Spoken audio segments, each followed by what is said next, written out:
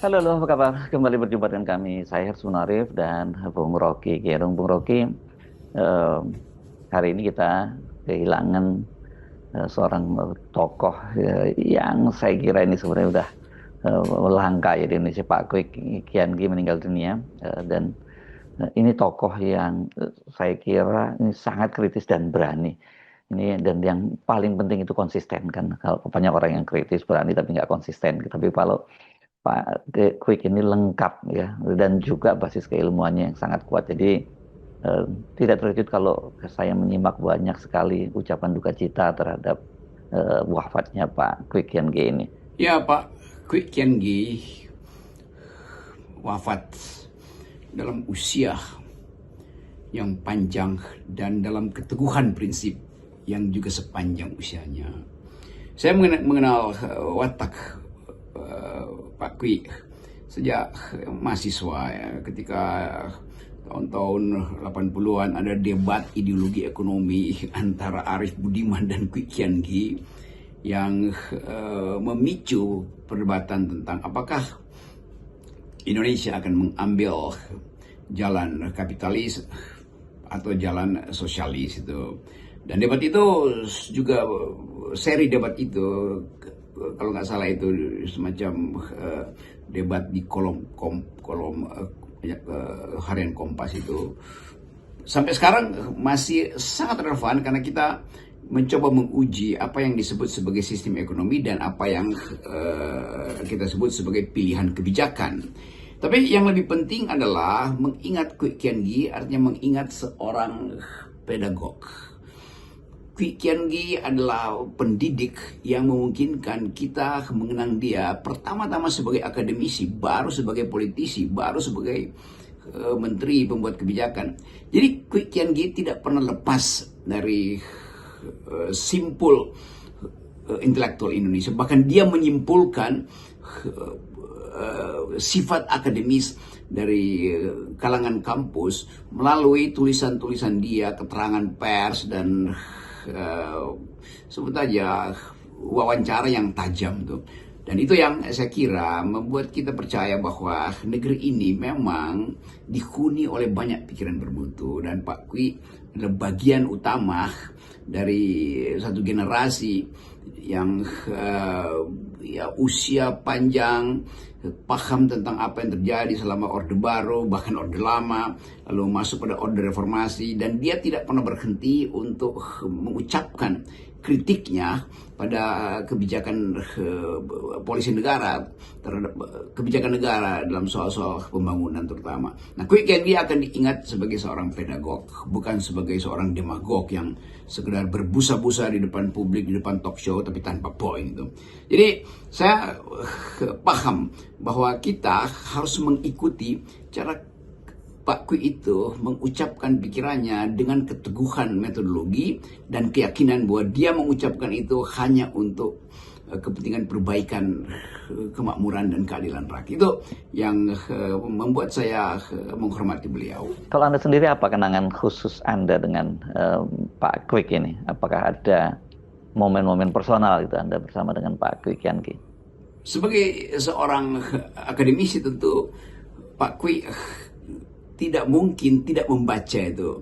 Dan bacaan Pak Kwi selalu tajam. Satu waktu dia kirimkan ke saya buku, mungkin ada dari 10-20 buku itu sebagai pancingan atau ungkapan untuk mengingatkan bahwa kita memang memerlukan ketajaman konseptual itu. Nah, buku-buku Pak Kwi itu saya baca dan saya senang bahwa dapat buku langsung dari Pak Kwi untuk jadi semacam pegangan akademis dalam kita memberi kritik pada kebijakan. Jadi saya kenal watak itu dan kesempatan negeri ini untuk belajar dari Pak Kwi, terutama pada kejujurannya, pada integritasnya, pada kegigihannya yang terus-menerus sepanjang hidupnya dia pakai sebagai peralatan untuk memperbaiki bangsa. Jadi sekali lagi kita coba memahami bagaimana sebetulnya menjadi seorang intelektual dalam kapasitas yang maksimal itu.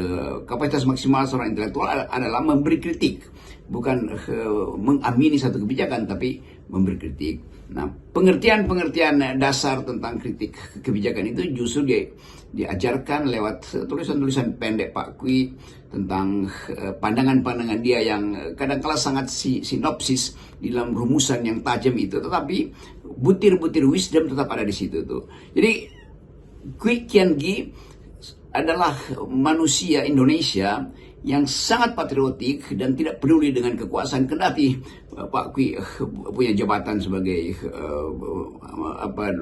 Menko Perekonomian, Keuangan, tetapi dia tidak pernah berhenti berpikir kritis. Nah, kesempatan ini mungkin dengan wafatnya, dengan perginya tokoh sekaliber Pak Kwi, kita diingatkan bahwa kita harus produksi lebih banyak argumen. Pak Kwi tidak bersentimen dengan sinisme atau dengan nyinyir yang tanpa dasar. Jadi kita anggap bahwa Kwi Kian Gi mengajar kita untuk sinislah, nyinyirlah, tetapi dengan kemampuan kadar akademis yang memadai, dengan ketepatan reasoning yang nalarnya itu lurus. Jadi itulah contoh dari seorang intelektual, kendati ada dalam wilayah politik, tapi tidak pernah berhenti untuk mengungkapkan sesuatu dan mempertanggungjawabkannya dengan logika yang kuat, dengan ekspresi yang kadang-kala penuh humor, tapi humor Pak Kwi itu mungkin terlalu abstrak untuk dipahami oleh kalangan politisi. Tapi Pak Kwi tetap ada di dalam ingatan publik bahwa beliau adalah seorang nasionalis, beliau bahkan seorang patriotis, dan dia nggak peduli soal perbedaan etnis, perbedaan agama, perbedaan macam-macam. Dia hanya peduli bahwa kebijakan itu harus berpihak pada rakyat tuh. Nah, metode ini yang kelihatannya harus kita promosikan kembali, karena metode semacam ini yang kurang dipahami oleh bahkan para sebetulnya teknokrat kita hari-hari ini, yang kehilangan arah moral, kehilangan arah ideologi itu. Kwi Kian Gi lengkap sebagai seorang intelektual, seorang moralis, dan terutama sebagai seorang yang meninggalkan jejak cara berpikir dan cara berargumentasi yang rasional. Pak Kwi ini figur yang saya sebut tadi lengkap ya, karena kenapa lengkap? Karena ya tentu basisnya adalah seorang ekonom, akademisi, karena dia juga membangun kampus, kemudian seorang politisi sebagai politisi PDIP, dan juga birokrat karena pernah menjabat menjadi pejabat tinggi negara, ini pernah menjadi Menko Ekoin dan kemudian menjadi kepala Bappenas. Ya, hanya sedikit ekonom yang masuk di dalam pemerintahan yang mengerti linkage antara makro dan mikro. Kwi Kian Gi paham tentang hubungan itu antara kebijakan makro dan keputusan-keputusan mikro di tingkat dunia usaha tuh. Jadi lengkap sebetulnya. Kita belajar dari Pak Kwi Kian Gi bahwa kritik itu harus didasarkan pada satu konteks, atau mengandalkan konteks yang memungkinkan kita menganalisis semua variabel sebelum kita memberi kritik atau sebelum kita bahkan membuat kebijakan. Jadi tuntunan akademis dari Kwi Kian Gi, saya selalu merasa bahwa ada sahabat berpikir Pak Kwi yang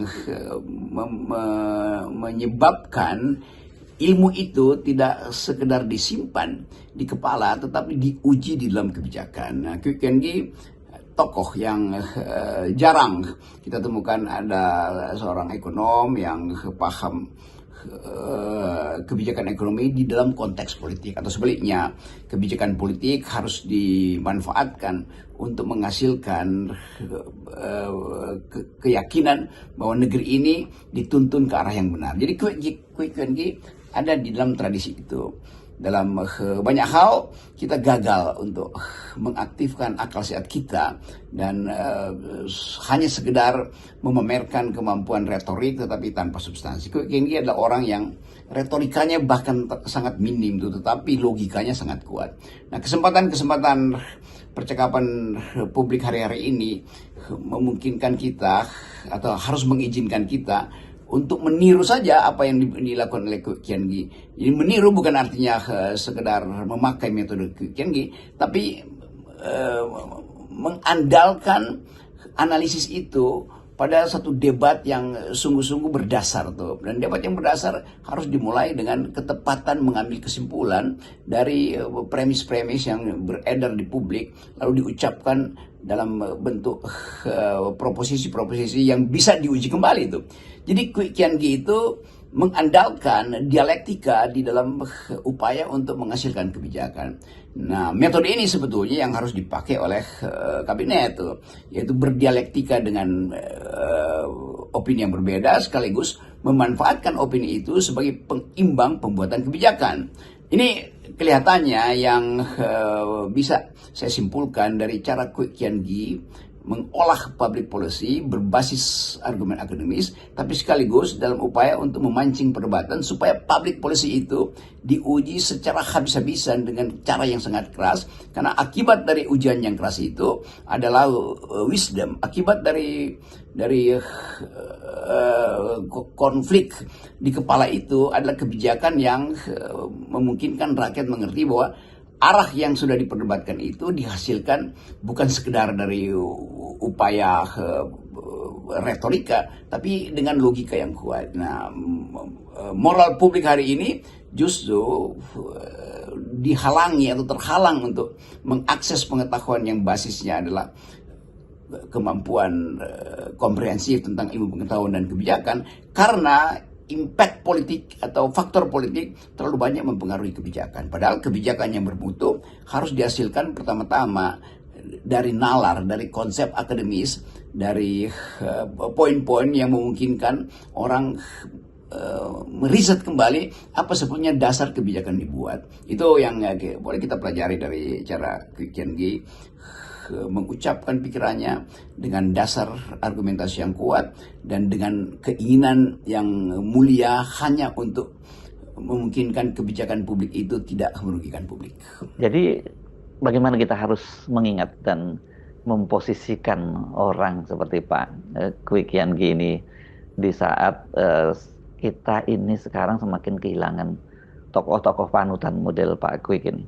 Dalam usia yang panjang, ada kematangan intelektual di situ, ada semacam naluri atau insting untuk mengetahui keadaan di depan. Itu yang dipunyai oleh Pak Kwee Kian Gi. Dan kesempatan untuk mengulangi pengalaman seseorang juga sebetulnya adalah pelajaran yang baik bagi generasi baru tuh. Kita mengingat Kwee Kian Gi sekali lagi dalam kematangan intelektualnya, di dalam integritas moralnya itu, dan semua itu dihasilkan karena keberanian tuh. Tidak mungkin Kwee Kian Gi itu mengucapkan sesuatu tanpa risiko, tetapi dia tuntun kita untuk masuk di dalam konsekuensi. Ketika pikiran diucapkan, pasti ada konsekuensi pertentangan pikiran. Ketika kebijakan dibuat, pasti ada konsekuensi oposisi terhadap kebijakan itu. Jadi sekaligus Pak Kwee mengajar demokrasi itu. Kendati